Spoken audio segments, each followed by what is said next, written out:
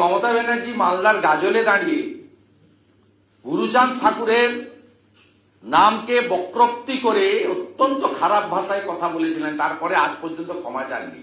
আগে ক্ষমা চান আজ বিকালে গিয়ে। মতুয়াদের গুরু গুরুচাঁদ ঠাকুরের নামটা নিয়ে মমতা বন্দ্যোপাধ্যায়ের সঙ্গে বিতর্ক নতুন নয়। কয়েক বছর আগেও নাম ভুল উচ্চারণ করে তীব্র বিরোধিতার মুখে পড়েছিলেন মমতা বন্দ্যোপাধ্যায়। এবার বনগাঁতে মতুয়া সমাবেশে ভাষণ দিতে গিয়ে থমকে গেলেন মমতা বন্দ্যোপাধ্যায়। গুরুচাঁদ ঠাকুরের নাম বলতে গিয়ে ভুলে যান তিনি। কয়েক সেকেন্ড থেমেই পিছনে বসে থাকা নেতাদের দিকে তাকিয়ে নাম জেনে নেন। যেখানে সর্বধর্ম সমন্বয়, যে কথা রামকৃষ্ণ বলে গেছেন, যে কথা হরিচাঁদ গুরুচাঁদ বলে গেছেন, যে কথা হরিচাঁদ গুরুচাঁদ বলে গেছেন, যে কথা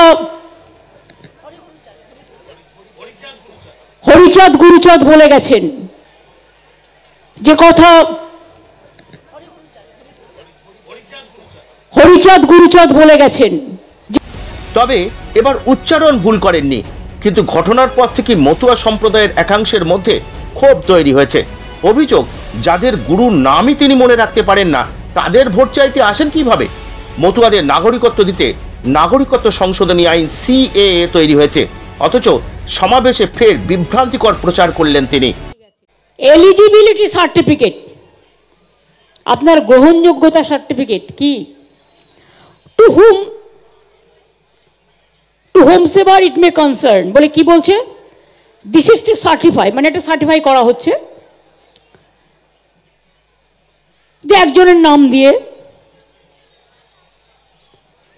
হার প্রিভিয়াস ন্যাশনালিটি ওয়াজ বাংলাদেশ, তাতে লিখে দিচ্ছে আপনি কিন্তু বাংলাদেশে ছিলেন।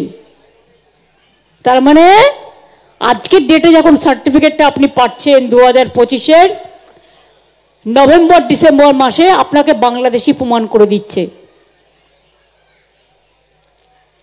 এতে তো আপনাদের আরো ক্ষতি করছে, হ্যারেস।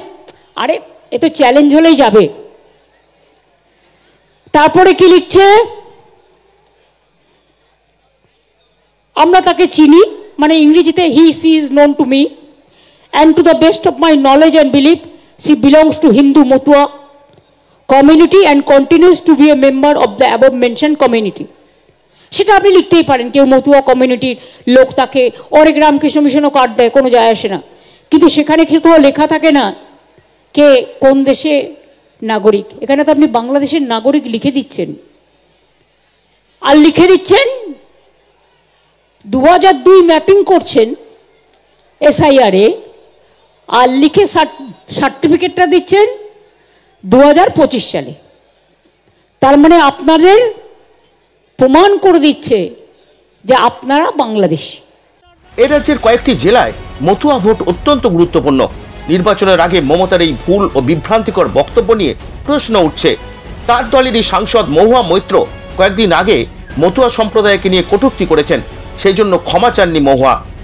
কৃষ্ণনগরের সাংসদ, আপনার দলের সাংসদ মহুয়া মৈত্র কি ভাষা প্রয়োগ করেছিলেন কয়েক মাস আগে? বলেছিলেন যে তোমরা কাঠের মালা, ওটা কাঠের মালা নয় মমতা ব্যানার্জি, ওটা আচার মালা, কাঠের মালা পরে তোমরা আমাদের মিটিং এ আসো লক্ষ্মীর ভান্ডার চাইতে, ভাতা চাইতে, আর 100টার মধ্যে 85টা ভোট তোমরা বিজেপিকে দাও। এই ভাষায় অপমান করেছিলেন। আচার মালাকে কাঠের মালা বলার জন্য হাত জোড় করে মহুয়াকে দিয়ে বনগাঁতে ক্ষমা চাইয়ে নেবেন। আপনারা কি বলেন? এবার মতুয়া মন জয় করা কি সহজ হবে? জানান আপনাদের মতামত। ভিডিওটি লাইক, শেয়ার ও সাবস্ক্রাইব করতে ভুলবেন না। RDB নিউজ, অন্যায়ের বিরুদ্ধে প্রতিবাদ, অন্যায়ের বিরুদ্ধে লড়াই, সদা সত্যের পথে আপনার সাথে।